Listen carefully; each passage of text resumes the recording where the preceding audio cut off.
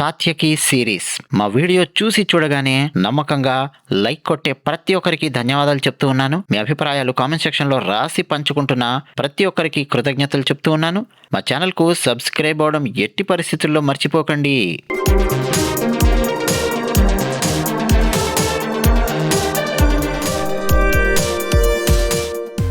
నమస్తే అండి. సాత్యకి అని చెప్పి మేము మహాభారతం 14వ రోజు యుద్ధంలోని సంఘటనలను పూర్తిగా పూసగుచ్చినట్టు చెప్తూ ఉన్నాం. ఈ పాటికి 3 వీడియోస్ పెట్టాం. Part 1, part 2, part 3. ఆ 3 వీడియోస్ను మీరు చూసిన తర్వాత మాత్రమే ఈ 4వ వీడియో చూడమని మేము విన్నవించుకుంటున్నాం. దయచేసి ఆ 3 వీడియోస్ లింక్స్ కింద ఈ వీడియో కింద డిస్క్రిప్షన్లో ఉన్నాయి. అలాగే కింద కామెంట్స్లో చూస్తే టాప్ కామెంట్లో మొట్టమొదటి కామెంట్లో పిన్ చేసి పెట్టాం ఆ 3 లింక్స్. అవి చూసిన తర్వాత అప్పుడొచ్చి ఈ 4వ భాగాన్ని చూడండి. అప్పుడు మీకు బాగా అర్థమవుతుంది. ఇక విషయానికి వద్దామండి. 3వ భాగంలో మేము ఆపేశాం. భీముడికి ఆర్డర్ వేశాడు ధర్మరాజు. భీమా, రెండోసారి మళ్ళీ శ్రీకృష్ణుడి పాంచజన్యం శబ్దం వినిపించింది. శంకు శబ్దం. అర్జునుడి శబ్దం వినిపించట్లేదు. సాత్యకి లోపలికెళ్ళాడు. ఏమయ్యాడో తెలీదు. నువ్వు లోపలికెళ్ళు. వాళ్ళిద్దరికీ అండగా ఉండు. వాళ్లను కాపాడు. అర్జునుడు తన లక్ష్యాన్ని నెరవేర్చుకునేటట్టు చూడు అని చెప్పి ధర్మరాజు ఆర్డర్ వేస్తే భీముడు పక్కనున్న దృష్టద్యుమ్నుడికి చెప్పి కదలాలి అనుకుంటున్నాడు భీముడు. అయితే అంత సులభంగా భీముడిని కదలనిస్తారా? కౌరవ సైన్యం వచ్చి పడింది. భీముడు యుద్ధం చేస్తూ ఉన్నాడు. ఇదే సమయంలో లోపల వ్యూహం లోపలేమైందో ఒక్కసారి మన కెమెరాను వ్యూహం లోపల పెట్టేద్దాం. అక్కడేం జరుగుతోందంటే అర్జునుడు అలసిపోయాడు. శరీరం ఒక రకమైన బడలిక అనేది వచ్చేస్తోంది అర్జునుడికి కూడా. అంటే అప్పటినుంచి అండి ఎంతమందితో యుద్ధం చేస్తున్నాడు అర్జునుడు. ఆ తర్వాత అర్జునుడు గమనించాడు, గుర్రాలు అవి కూడా అలసిపోయినట్టు కనిపిస్తున్నాయి. వాటికి బాణాలు కుచ్చుకొని ఉన్నాయి, గాయాలయ్యున్నాయి. వెంటనే అర్జునుడు చెప్పాడు, కృష్ణ, గుర్రాలు అలసిపోయి ఉన్నాయి, దయచేసి రథం ఆపు అన్నాడు. వెంటనే కృష్ణుడు రథాన్ని ఒక పక్కన ఆపాడు. యుద్ధభూమిలోనే, అంటే ఆ పక్కన ఇంకా ఎవరు లేరు గాని శత్రువులు ఒక స్పాట్లో ఆపారు వీళ్ళు. దిగాడు అర్జునుడు. కృష్ణ, గుర్రాలు అలసిపోయాయి, బాణాలన్నీ తీసేయి. కాస్త వాటి మీద లోహపు పట్టీలు కూడా ఉంటాయి కదా, వాటన్నింటినీ తీసేయి. తీస్తే కాస్త ఫ్రీ అవుతాయి.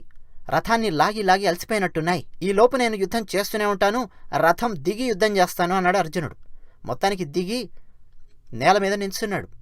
అర్జునుడు ఎప్పుడైతే రథం దిగి నేల మీద నించున్నాడో ఒక రకంగా చెప్పాలంటే సగం బలం పడిపోయినట్టే. రథంలో నిలబడి యుద్ధం చేసేవాళ్ళు రథంలో నిలబడకపోతే వెంటనే దూరం నుంచి కౌరవ సైన్యం కొందరు రాజులు చూసి దూసుకొస్తున్నారు అర్జునుడి వైపు. అర్జునుడు అలాగే నిలబడి, కృష్ణ, నువ్వు గుర్రాల సంగతి చూడు అని చెప్పి అర్జునుడు నేల మీద నిలబడి వచ్చే శత్రు రాజులతో యుద్ధం చేస్తున్నాడు. కృష్ణుడు మొత్తానికి గుర్రాలను రథం నుంచి విడిపించాడు. అర్జునుడు రథం దిగగానే స్పేర్స్ ఉంటాయి కదా, ఇగో కనిపిస్తున్నాయి కదా బల్లేలు, వాటిని తీసి దూరంగా వస్తున్నటువంటి శత్రు రాజుల రథాల వైపు విసురుతుంటే ఆ శత్రురాజుల రథాలు ముక్కలు ముక్కలైపోతున్నాయి. అంతేకాకుండా అర్ధచంద్రాకారపు బాణాలను ప్రయోగించి దూరం నుంచి వస్తున్న శత్రురాజుల ఏనుగుల కుంభస్థలాలను ఛేదిస్తున్నాడు అర్జునుడు. ఒక పక్క కృష్ణుడండి అన్నాడు, అర్జున, గుర్రాలకు కొన్ని నీళ్లు కావాలి, బాగా దప్పికగొన్నాయి గుర్రాలు అని చెప్పి అన్నాడు. మరి యుద్ధభూమిలో నీళ్ళెక్కడి నుంచి వస్తాయండి? అర్జునుడు వెంటనే బాణం తీసి వేగంగా భూమిలోకి కొట్టాడు. భూమి లోపలికి బాణం భూమిని చీల్చుకుంటూ వెళ్ళిపోయింది. మామూలుగా బోరింగ్ వేసేటప్పుడు డ్రిల్లింగ్ మిషన్ ద్వారా డ్రిల్ చేస్తూ వెళ్తుంటారు కదా భూమిని లోపలికి, అలా అంత వేగంగా బాణం భూమిలోకి దూసుకెళ్ళి జివ్వుమని బయటికి నీళ్లు చిమ్మాయి భూమిలోంచి. శ్రీకృష్ణుడు కూడా ఆశ్చర్యపోయాడు. అంత వేగంగా అర్జునుడు తన మాట విని ఈ బాణాన్ని ప్రయోగించి నీళ్లు తెప్పించాడు. వెంటనే శత్రు రాజుల వైపు మళ్ళీ బాణాలు ప్రయోగిస్తున్నాడు అర్జునుడు. కృష్ణుడు కాసేపాగి అక్కడొక మడుగులాగా కట్టేదాకా చూశాడు. మడుగు కట్టిన తర్వాత గుర్రాలను ఆ మడుగులో దింపాడు. యుద్ధభూమిలో ఇదంతా జరిగింది 14వ రోజు. ఆ తర్వాత గుర్రాలు నీళ్లు తాగుతూ ఉన్నాయి. ఏ కృష్ణుడైతే పూతనను సంహరించాడో, ఏ కృష్ణుడైతే గోవర్ధన పర్వతాన్ని చిటికన వేలు మీద ఎత్తాడో, ఏ కృష్ణుడైతే కాళీయుడు అనే నాగరాజు తలపై నాట్యం చేశాడో, ఏ కృష్ణుడైతే కంసుణ్ణి సంహరించాడో, ఏ కృష్ణుడైతే కువలయాపీడం అనే ఏనుగును, కంసుడి ఏనుగును పిడిగుద్దులతో మట్టి కరిపించాడో, ఏ కృష్ణుడైతే వందలాది రాక్షసులను సంహరించాడో, ఏ కృష్ణుడైతే మథురా రాజ్యంలోని ప్రజలను ద్వారకా నగరానికి తీసుకెళ్లి సురక్షితంగా కాపాడాడో, ఏ కృష్ణుడైతే ద్రౌపది మానాన్ని కాపాడాడో, ఏ కృష్ణుడైతే రాయబారిగా వెళ్లి శాంతి సందేశాన్ని వినిపించాడో, ఏ కృష్ణుడైతే శిశుపాల దంతవక్తుల శిరస్సులను ఖండించాడో, ఏ కృష్ణుడైతే ఉపనిషత్తుల సారమైనటువంటి భగవద్గీతను బోధించాడో, ఆ కృష్ణుడు గుర్రాలకు సేవ చేయడం మొదలెట్టాడు. నేనింత గొప్పవాణ్ణి కదా, నేను దేవుణ్ణి కదా, ఇవన్నీ అనుకోలేదు కృష్ణుడు. తనిప్పుడు డ్రైవర్, రథసారథి. డ్రైవర్ పని రథాన్ని చూసుకోవడం, రథానికి ఉన్న గుర్రాలను చూసుకోవడం, అవన్నీ చేశాడు కృష్ణుడు. బాధ్యత అనేది ఎలా నెరవేర్తించాలో మొత్తం చేసి చూపించాడు కృష్ణుడు. బాధ్యత నెరవేర్చాడు. గుర్రాల ఒంటిని బాగా తోమాడు. కడుపు నిండా గుర్రాళ్ళు నీళ్లు తాగాయి. ఆ తర్వాత రథం కింద గుగ్గిళ్ళున్నాయండి, ఉలువలు ఇలాంటివి ఉంటాయి గుర్రాలు తినడానికి, తౌడు దాణా లాంటివి. వాటిని తీసుకొచ్చి గుర్రాల ముందు పెట్టాడు. మామూలుగా గుర్రాలండి హై క్వాంటిటీ ఫుడ్ తినవు ఒకేసారి. వాటి జీర్ణాశయం చాలా చిన్నగా ఉంటుంది. గుర్రాల గురించి మీకు తెలిస్తే ఈ విషయం తెలిసే ఉంటుంది. అదే సింహం అనుకోండి, సింహం దాని కడుపు నిండా పట్టేలాగా చాలా ఆహారాన్ని తీసుకుంటుంది. మళ్ళీ ఒక 2-3 రోజుల వరకు కూడా సింహం అసలు భోజనం చెయ్యదు. గుర్రం పరిస్థితి అది కాదు. గుర్రానికి తక్కువ క్వాంటిటీలో ఫుడ్ అందించాలి. ఆ ఫుడ్ కూడా హై క్యాలరీ ప్రోటీన్ ఫుడ్ ఇవ్వాలి గుర్రానికి. అదిగో అలాంటి ఆహారాన్ని రథం కింద ఒక సంచి ఉంటే ఆ సంచిలోంచి తీసి గుర్రాలకు పెట్టాడు కృష్ణుడు. అవి తింటూ ఉన్నాయి. ఆ తర్వాత గుర్రాలకు శ్రీకృష్ణుడు మాలిష్ చేయడం మొదలెట్టాడు. అయ్యో, మా వల్ల మీకు ఇంత కష్టం వచ్చిందా, మీరు ఈరోజు ఎన్ని గాయాలు కోర్చుకున్నారు అని చెప్పి కృష్ణుడు గుర్రాలతో మాట్లాడుతూ వాటి గాయాలను తుడుస్తూ, గుర్రాలకు అక్కడక్కడక్కడ పురుగులు ఉన్నాయన్నమాట, తోకగానే అక్కడక్కడ నల్లుల్లాంటివి ఉంటాయి, పేనుల్లాంటివి ఉంటాయి, ఆ గడ్డిలోంచి వచ్చినవి, వాటన్నింటినీ తీసేశాడు. గుర్రాలకు బాగా మాలిష్ చేసి గుర్రాల కాళ్ళు నొక్కాడు శ్రీకృష్ణుడు. గుర్రాలు ప్రశాంతంగా ఒక రిలాక్స్డ్ ఫీలింగ్ని తెచ్చుకున్నాయి. ఇదంతా మీరు ఇంకా బాగా చదవాలంటే అండి, శ్రీకృష్ణ కరుణామృతం అనే ఒక గ్రంథం ఉంది, లీలాశుకుడు రాశాడు. అందులో చాలా బాగా వర్ణిస్తాడు దీన్ని. మహాభారతంలో ఏంటంటే డైరెక్ట్ సీన్ టు సీన్ ఏం జరిగిందనేది ఉంటే, అందులో ఇంకా వర్ణన ఎక్కువగా ఉంటుంది శ్రీకృష్ణ కరుణామృతంలో. మీరు ఎప్పుడైనా చదవండి.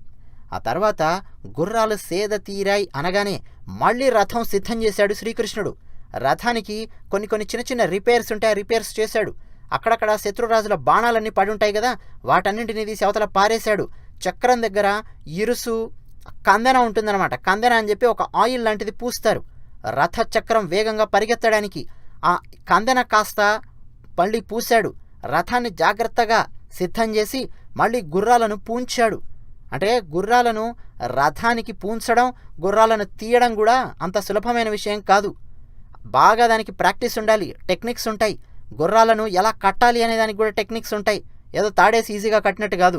కృష్ణుడు అదంతా టక వేగంగా చేశాడు. గుర్రాలు ఇప్పుడు నీళ్లు దాగి తిని రిలాక్స్ అయ్యి మళ్ళీ యుద్ధం చేయడానికి, అర్జునుడికి సహకరించడానికి సిద్ధంగా ఉన్నాయి. ఇప్పుడు కృష్ణుడు రథం ఎక్కాడు. ఆ తర్వాత అర్జునుడు రథం ఎక్కాడు. రథం ముందుకు కొనసాగింది వ్యూహంలోకి. ఇక మరోపక్క సాత్యకి ఆల్రెడీ లోపలికి వచ్చేశాడు కదా, యుద్ధం చేస్తూ ఉన్నాడు. సాత్యకి వచ్చిన విషయం ఇప్పటి వరకు అర్జునుడికి తెలీదు. సాత్యకి అర్జునుడి వైపు ఎవరూ వెళ్లకుండా బాణాలేస్తూ ఒక్కొక్కడిని చీల్చి చెండాడుతున్నాడు. తిక్కన రాశాడండి. సాత్యకి అర్జునుడు లోపల యుద్ధం చేస్తుంటే పైన దేవతలేమో సంతోషిస్తున్నారట. మరోపక్క పిశాచగణాలు, పిశాచులున్నాయి. రాత్రి ఎప్పుడవుతుందా, ఎప్పుడు ఈ శవాలను పీక్కు తిందామా, ఏనుగులు గుర్రాలు పడిపోయున్నాయి సాత్యకి అర్జునుడి దెబ్బకు, ఎప్పుడు రాత్రి అవుతుందా అని చెప్పి పిశాచాలు వెయిట్ చేస్తున్నాయట. ఇక దుశ్శాసనుడు ద్రోణుడి దగ్గరికి వెళ్ళి మాట్లాడాడు. మీకు గుర్తుంది కదా పార్ట్ 3లో, పోరా అని చెప్పి తిట్టాడు కదా ద్రోణాచార్యుడు దుశ్శాసనుడిని.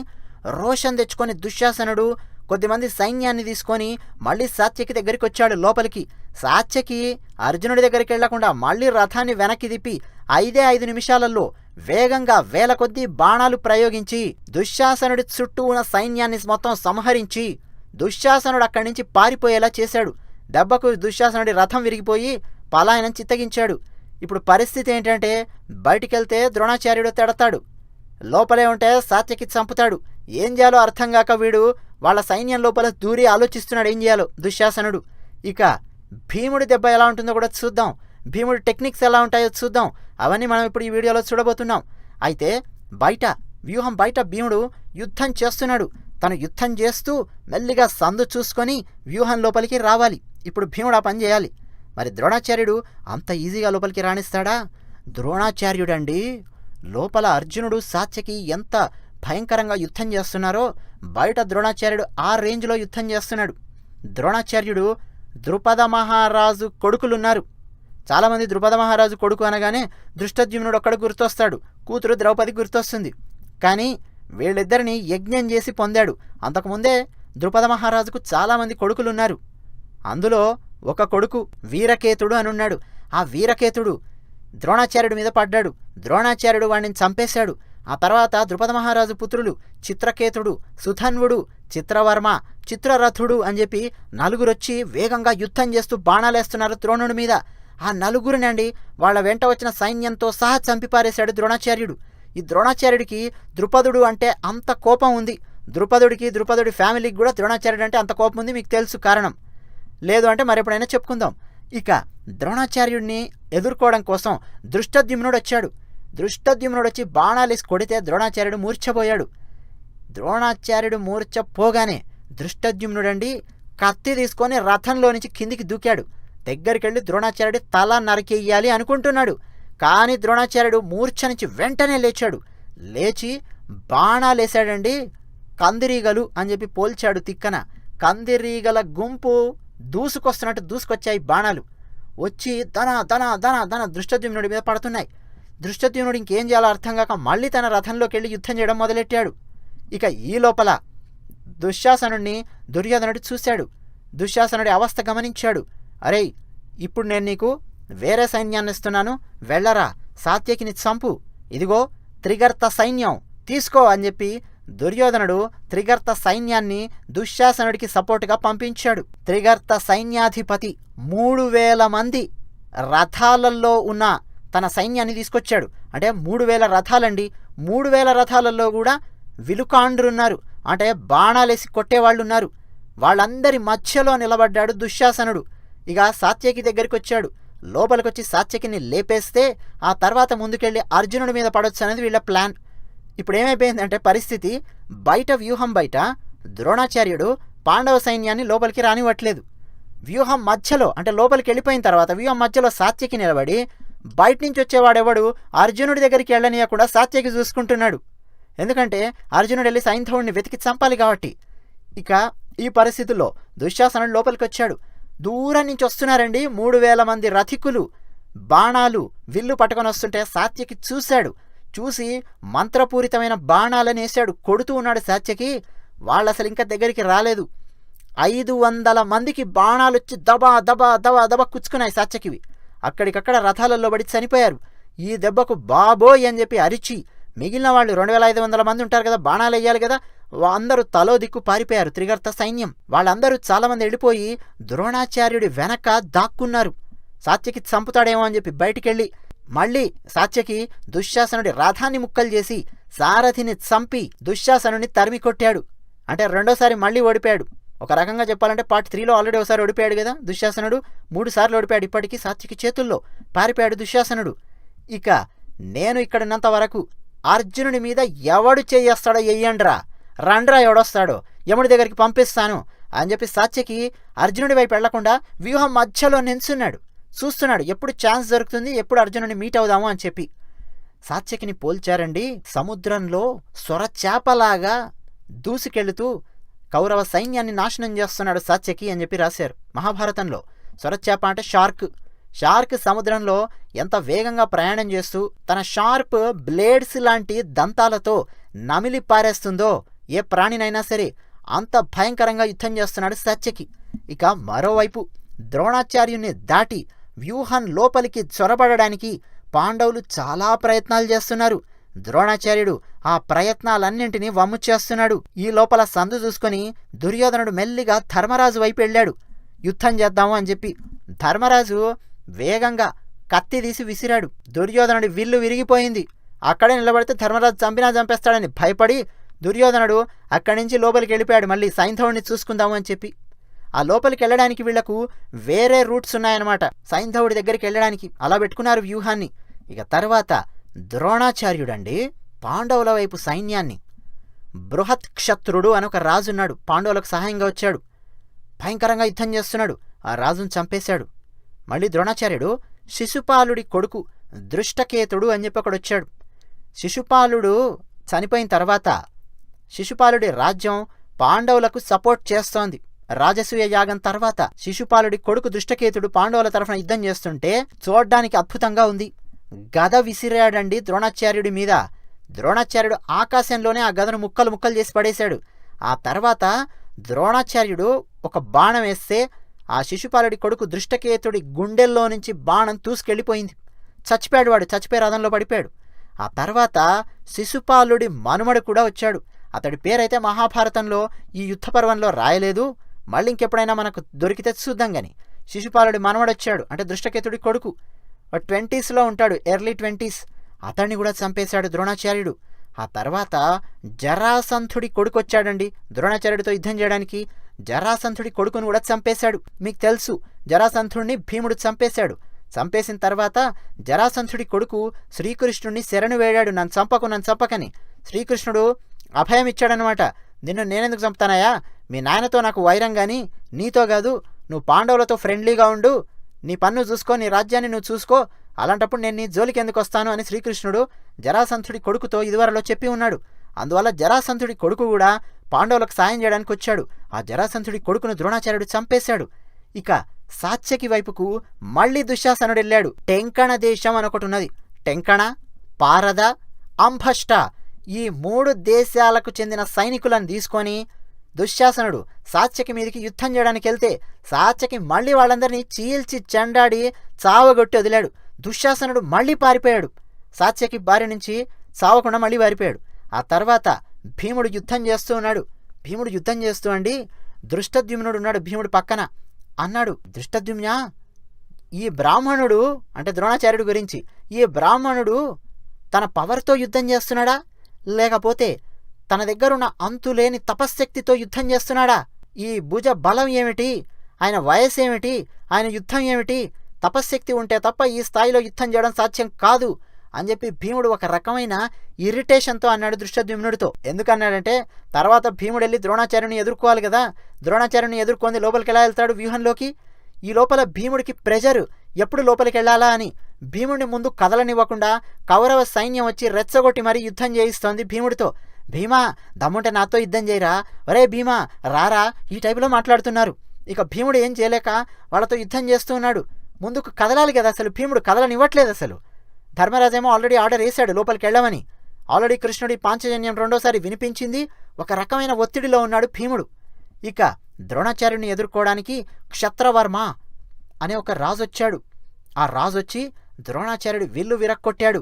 కానీ ద్రోణాచార్యుడు వెంటనే ఇంకో విల్లు తీసుకొని ఆ క్షత్రవర్మని చంపేశాడు. పాండవుల వైపు యుద్ధం చేయడానికి వచ్చిన వాళ్ళు వీళ్ళందరూ. తర్వాత యాదవ రాజు చేకితానుడు అని చెప్పి ఒక ఆయన వచ్చాడు. ఈ చేకితానుడి పేరు మీకు భగవద్గీతలో కూడా వినిపిస్తుంది.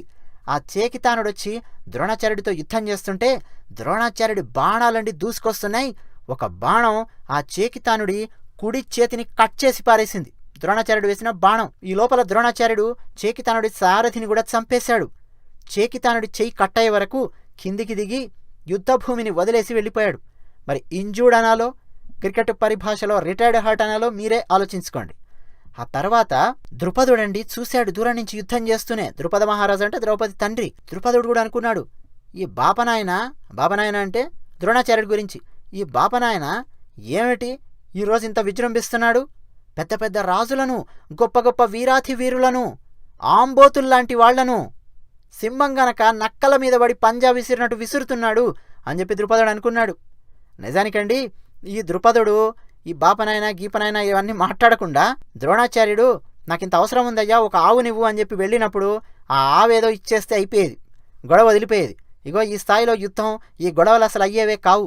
ఆ ద్రౌపది, దృష్టద్యుమ్నుడు అసలు వీళ్ళందరూ ఉండేవాళ్లే కాదు. ద్రుపద మహారాజు యొక్క అహంకారం.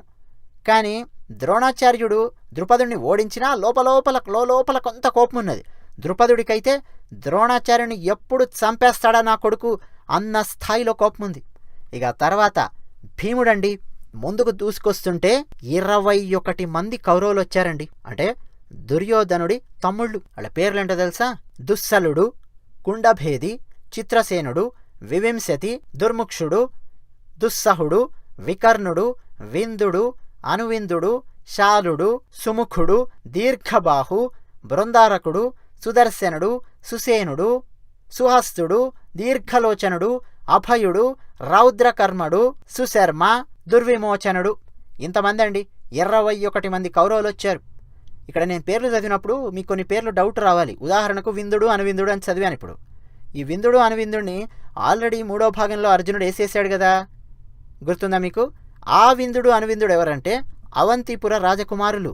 ఇక్కడ విందుడు, అనువిందుడు ఎవరయ్యా అంటే కౌరవులు వీళ్ళు. ఇలా కొన్ని పేర్లు మీకు డబల్ 2, 3 సార్లు వినిపిస్తాయి. ఏం కన్ఫ్యూజ్ అవ్వద్దు. ఉదాహరణకు సుశర్మ అనే పేరు చదివాను. సుశర్మ కౌరవుల్లో కూడా ఒక పేరుంది. సుశర్మ ఉత్తర గోగ్రహణంలో కూడా మీకు వినిపిస్తాడు, సుశర్మ అనే రాజు. తర్వాత ఇంతమంది వచ్చారండి, 21 మంది. ఎలా వచ్చారో తెలుసా? రథాలలో వచ్చి బాణాలేస్తూ ఉన్నారు. భీముడు ఏం తగ్గలేదండి. చాలామంది ఏంటంటే భీముడు గదతో మాత్రమే యుద్ధం చేస్తాడు అనుకుంటారు. కాదు, అక్కడ అందరూ అన్నీ నేర్చుకున్నారు, కానీ కొందరు కొన్నిట్లో స్పెషలిస్ట్స్. అది మ్యాటర్. భీముడు కూడా తన ధనస్సు, బాణాలు తీసుకొని యుద్ధం చేస్తూ టకా టకా టకా టకా 7 మందిని చంపేశాడు. బృందారకుణ్ణి, అభయుణ్ణి, రౌద్రకర్ముణ్ణి, దుర్విమోచనుణ్ణి, విందుణ్ణి, అనువిందుణ్ణి, సుశర్మ, ఈ 7 మందిని లేపేశాడు భీముడు. ఈ 7 మందిని చంపేసరికి మిగిలిన వాళ్ళు ఉన్నారు కదా కౌరవులు, తలో దిక్కు పారిపోయారు. ఆ తర్వాత ద్రోణాచార్యుడి వైపు కదిలాడు భీముడు. అంటే ఆల్మోస్ట్ ఇద్దరికి మధ్య ఒక 1/2 కిలోమీటర్ డిస్టెన్స్ ఉందనుకోండి, ఒక 500 మీటర్స్. భీముడు దూసుకొస్తూ బాణాలేస్తూ ఉంటే అప్పుడు ద్రోణుడు అన్నాడు బాణాలేస్తూనే, భీమా, దమ్ముంటే నన్ను గెలిచి లోపలికెళ్ళు. మీ తమ్ముడు నాడే అర్జునుడు నా పర్మిషన్ తీసుకొని లోపలికి వెళ్ళాడు తెలుసా అన్నాడు ద్రోణుడు. అది విన్నాడండి భీముడు. ఒళ్ళు మండింది భీముడికి. వెంటనే అన్నాడు, గురువుగారు, నా తమ్ముడు అంటే మీరేమనుకుంటున్నారు? నా తమ్ముడి గురించి మీరు నాకు చెప్తున్నారా? ఎదురుగా ఉన్నది దేవతల సైన్యమైనా మనుషుల సైన్యమైనా సరే నా తమ్ముడు అర్జునుడు వెనక్కి తగ్గడు. అర్జునుడంటే మీకు ప్రియ శిష్యుడు కాబట్టి మీరేం చెప్పినా అది వింటాడేమో. నేను వినను. ఇప్పటికీ నాకు మీ మీద చాలా గౌరవం ఉంది, అంతవరకే. అంతే తప్ప మీరు కౌరవుల వైపు నిలబడి, అధర్మం వైపు నిలబడి వాళ్లకు విజయాన్ని చేకూరుస్తాను అంటే ఈ భీముడు చూస్తూ కూర్చోడానికి సిద్ధంగా లేడు అని భీముడండి ధనస్సు పక్కన పెట్టి తన రథంలో ఉన్న గదను పైకెత్తాడు. ఒక రాతి గద అనుకోండి, అది పైకెత్తి గాల్లోకి గిర్ర తిప్పి ద్రోణాచార్యుడి రథం వైపు విసిరాడు. ఆకాశంలో అది గిరికీలు కొడుతూ వచ్చి ద్రోణాచార్యుడి రథం మీద పడబోతుంటే ద్రోణాచార్యుడు వీడేమో కొంపముంచేలా ఉన్నాడు శిష్యుడు అని చెప్పి వెంటనే రథం దూకేసి పక్కకి వెళ్ళిపోయాడు. ఫ్రాక్షన్ ఆఫ్ సెకండ్స్ అంతే.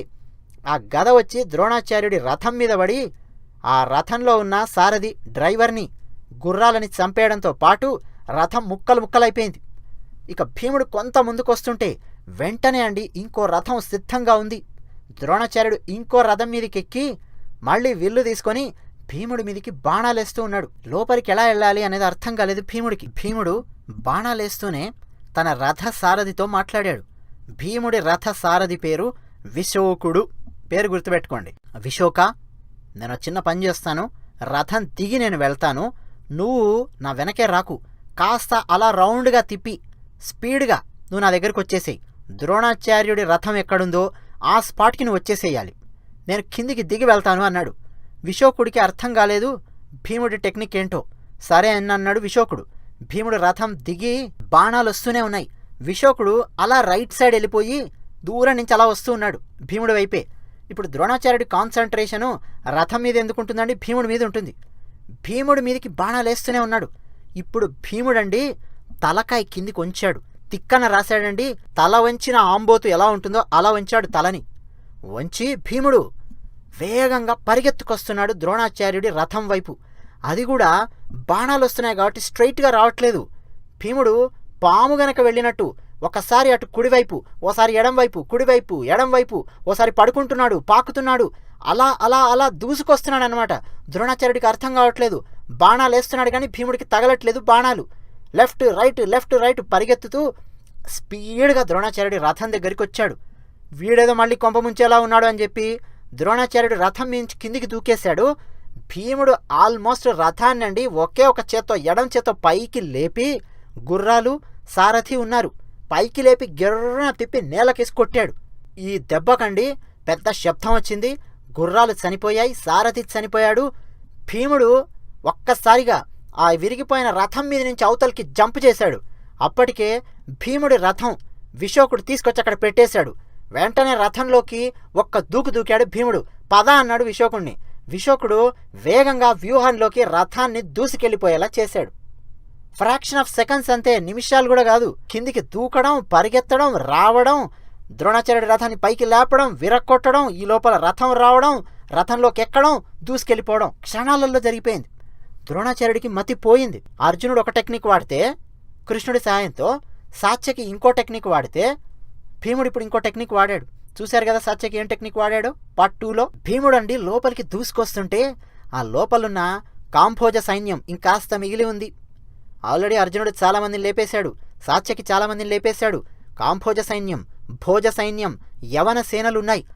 భీముణ్ణి చూసే వరకు భయపడి పారిపోయారు అక్కడి నుంచి. వ్యూహంలోనే లెఫ్ట్కొకడు రైట్కొకడు పారిపోయారు. కౌరవ సేన భయపడుతోంది భీముని చూసి. లోపలికి వస్తున్నాడు. సాత్యకిని ఫస్ట్ చూశాడు భీముడు. సాత్యకి భీముని చూడగానే సాత్యకి ఆనందంతో కేక పెట్టాడు. భీముడు కూడా సంతోషంతో సాత్యకి బాగున్నావు కదా అన్నాడు. బానే ఉన్నాను భీమా అన్నాడు సాత్యకి. అయిపోయింది, సాత్యకి క్షేమంగా ఉన్నాడు చూశాడు. భీముడు ముందుకు దూసుకెళ్ళిపోయాడు. ముందుకెళ్ళాక కృష్ణుడు అర్జునుడు ఇద్దరు కనిపించారు. వాళ్ళిద్దరిని చూడగానే అండి భీముడు సింహనాదం చేశాడు. సింహనాదం అంటే గట్టిగా అరవడం. సింహం గనక గర్జించినట్టు ఆ స్థాయిలో గర్జించాడనమాట. ఈ గర్జన అండి బయట అక్కడెక్కడో యుద్ధం చేస్తున్న ధర్మరాజుకు వినిపించింది. తన తమ్ముడు ఎప్పుడెప్పుడు దేనికి ఎలా అరుస్తాడో అన్నకు తెలుసు. భీముడు ఆ స్థాయిలో సింహనాదం చేశాడంటే లోపల సాత్యకి క్షేమంగా ఉన్నాడు, కృష్ణార్జునులు క్షేమంగా ఉన్నారు అని అర్థమైపోయింది ధర్మరాజుకు. ఇది వినంగానే 1000 ఏనుగుల బలం వచ్చినట్టయింది ధర్మరాజుకు. ఇక అరిచాడండి, విజృంభించండి వీరులారా అని అరిచాడు. ఇప్పటి భాషలో చెప్పాలంటే దొరికినట్టు కుమ్మేయండ్రా అని అరిచాడనమాట ధర్మరాజు. ఇక ఒక్కొక్కరండి కౌరవ సైన్యం మీద పడి చితగొట్టేస్తున్నారు. ధర్మరాజు కూడా బల్లాలు, స్పియర్, ఇందులో స్పెషలిస్ట్ ధర్మరాజు. కుమారస్వామి చేతుల్లో ఉంటాయి కదా శూలాలు, అవి తీసుకోనండి ఒక్కొక్క రథికుడి వైపు, రథాల వైపు విసురుతుంటే రథాల్లో కూర్చున్న కౌరవ సైన్యం రాజులు చచ్చిపోయి పడిపోతున్నారు. ఇక లోపల సాత్యకి లోపలికొచ్చేవాడిని ఎవ్వాడిని లోపల రానివ్వకుండా చితగొడుతున్నాడు. భీముడు అర్జునుడి వైపు వెళ్తూ ఉంటే అప్పుడొచ్చాడు కర్ణుడు. దూసుకొచ్చి ఏయ్ భీమా, దమ్ముంటే నాతో యుద్ధం చెయ్యి అని ఛాలెంజ్ చేశాడు కర్ణుడు. ఈ ఛాలెంజ్ చేస్తుంటే ఒక్కసారి మన కెమెరాను బయట దుర్యోధనుడి దగ్గర పెడదాం. దుర్యోధనుడండి మళ్ళీ ద్రోణాచార్యుడి దగ్గరికి వెళ్ళి, ద్రోణాచార్య మీకసలు బుద్ధి జ్ఞానం ఉందా? మీరు అర్జునుడిని లోపలికి పంపించారు, ఓకే. సాత్యకిని లోపలికి పంపిస్తారా? భీముడిని లోపలికి పంపిస్తారా? మీ చేతుల్లో వాళ్ళు ఓడిపోవాల్సిన వాళ్ళు. సాత్యకి లాంటి వాణ్ణి మీరిలా లోపలికి వదిలితే మీ వాల్యూ పడిపోదా? భీముడిని లోపలికి వదిలితే మీరు ఎంత విలువిద్య నేర్చుకున్నటువంటి గొప్పవాళ్ళు, ఎంతమందికి నేర్పించారు? ఇదేనా మీరు చేసేది? కావాలని మీరు చేస్తున్నారు. పాండవులకు సంబంధించిన యోధులను లోపలికి వదులుతున్నారు. సైంధవుడిని చంపాలని మీ ప్లాన్ లాగున్నట్టుంది అని చెప్పి ఇష్టం వచ్చినట్టు తిట్టడం మొదలెట్టాడు దుర్యోధనుడు. వాడి బుద్ధే ఇదండి. చాలామంది బ్లేమ్ గేమ్ ఆడుతూ ఉంటారు. ఒక పని ఒకరికి అప్పగించాక ఆ పనిలో కాస్త తేడా కొట్టింది అంటే ఇక వెంటనే ఈ పని అప్పగించిన వాళ్ళు ఉంటారు కదా, పని చేసిన వాడిని ఉతికారేస్తూ ఉంటారు. ఇదొక దుష్ట బుద్ధి. తిడుతూ ఉన్నాడు దుర్యోధనుడు. అప్పుడు ద్రోణాచార్యుడు అండి సైలెంట్గా ఆన్సర్ ఇచ్చాడు. దుర్యోధన, ఈరోజు మనం యుద్ధం చేయడం లేదు, జూదమాడుతున్నాం. ఆ జూదంలో పందెం సైంధవుడు, అత్యంత భారీ పందెం అది. నువ్వు మీ దొంగ శకుని మామ కలిసి మాయా జూదం ఆడుతారే, అలాంటి దొంగ జూదం కాదిది. అలాంటి పనికి మాలిన తెలివితేటలతో గెలిచే జూదం కాదిది. ఇక్కడ ఒక్కొక్కరి యుద్ధం ఎలా ఉంటుందనేది తెలుస్తుంది. ఒక్కొక్కరి పవర్ ఏంటనేది తెలుస్తుంది. ఒక్కొక్కరి టెక్నిక్ ఏంటనేది తెలుస్తుంది. ఒక్కొక్కరి వేగం ఏంటి, చాకచక్యం ఏంటి, ఇవన్నీ తెలుస్తాయి. వాటన్నింటినీ వాడి గెలవాల్సిన జూదం ఈరోజు మనం చేస్తున్న యుద్ధం. ఇక్కడ నువ్వు నన్ను తిట్టుకుంటూ కూర్చోవడం కరెక్ట్ కాదు అన్నాడు ద్రోణుడు. అప్పుడు దుర్యోధనుడు అన్నాడు, మీరు లోపలికి రండి, మీరు లోపలికి వచ్చి సైంధవుడిని కాపాడండి, అటుగా ఉండండి అన్నాడు దుర్యోధనుడు. అప్పుడు ద్రోణాచార్యుడు అన్నాడు, నేను ఇక్కడి నుంచి కదిలి లోపలికొచ్చానా? పాండవుల సైన్యం వేగంగా లోపలికొస్తుంది. ఇప్పుడు సమయం ఎంత అవుతోంది? మధ్యాహ్నం 3 అలా అవుతోంది. ఇంకా కాసేపు మనం యుద్ధం చేస్తే సైంధవుణ్ణి కాపాడొచ్చు. నేనిక్కడ నిలబడ్డందుకే అర్జునుడు, సాత్యకి, భీముడు అంత కష్టపడి కింద మీద పడి 3 లోపలికెళ్ళారు. ఇప్పుడు నేను లోపలికెళ్తే చాలా వేగంగా వందలాది మంది పాండవ వీరులు లోపలికొస్తారు. అప్పుడు వాళ్ళందరినీ మీరు లోపల ఎదుర్కోవడం చాలా కష్టం అవుతుంది. నేనిక్కడే ఉండాలి. ఒక ద్వారంలాగా నేను ఇక్కడ నిలబడి రక్షించాలి. నువ్వు లోపలికెళ్ళు. నువ్వు, కర్ణుడు, అశ్వత్థామ ఉన్నాడు, కృపాచార్యుడు ఉన్నాడు, ఇంతమంది ఉన్నారు కదా ఆ లోపల. వాళ్ళందరినీ నిలువరించండి, అర్జునుడిని, భీముడిని, సాత్యకిని. పోండి అని చెప్పి ద్రోణాచార్యుడు దుర్యోధనుడిని అన్నాడు. సరే అని చెప్పి దుర్యోధనుడు ఇంకా లోపలికి వెళ్ళాడు. ఆ తర్వాత ఏమైందో వచ్చే వీడియోలో చూద్దాం. వచ్చే వీడియోలో మనం మీరెప్పుడు సినిమాలలో ఇంతవరకు చూడని ఒక సంఘటనను తెలుసుకోబోతున్నారు. దాంతోపాటు అర్జునుడు చేసిన ఒక భీషణమైన ప్రతిజ్ఞ గురించి తెలుసుకోబోతున్నారు. ఆల్రెడీ ఒక ప్రతిజ్ఞలో ఉన్నాడు అర్జునుడు, సైంధవుని చంపుతానని. అది ఇంకా పూర్తి కాకముందే ఇంకో భీషణమైన ప్రతిజ్ఞ చేశాడు. అదేంటో చూస్తారు. మూడోది, కృష్ణుడు ఎందుకు పదే పదే పాంచజన్యాన్ని పూరించాడు, అది కూడా చూస్తారు తర్వాతి వీడియోలో. అలాగే సాత్యకి ఎదుర్కొన్న ఒక వివాదాస్పదమైన అంశం ఏమిటి, అది కూడా చూస్తారు. ఈ 4 తర్వాతి వీడియోలో చూద్దాం. కుదిరితే ఇవన్నీ చెబుతూ అవకాశం గనక దొరికితే పార్ట్ 5లో ముగించేస్తాను. ఒకవేళ అవకాశం లేదు, ఇంకా చాలా విషయాలు చెప్పాల్సినవి ఉన్నాయి అంటే మాత్రం మరో పార్ట్ ఉంటుంది, ముందే చెప్తున్నాను. ధన్యవాదాలు. టీమిక్స్చర్ ఛానల్కు తప్పకుండా సబ్స్క్రైబ్ అవ్వండి. ఒక్క మహాభారతం 14వ రోజు యుద్ధమే కాదు, మరిన్ని విషయాలు, ఎన్నెన్నో విషయాలు టీమిక్స్చర్ ఛానల్లో మాట్లాడుకుందాం. తప్పకుండా టీమిక్స్చర్ ఛానల్కు సబ్స్క్రైబ్ అవ్వండి. మీరేమనుకుంటున్నారో కామెంట్స్ రూపంలో రాయండి. వీడియో నచ్చితే లైక్ కొట్టండి. ధన్యవాదాలు.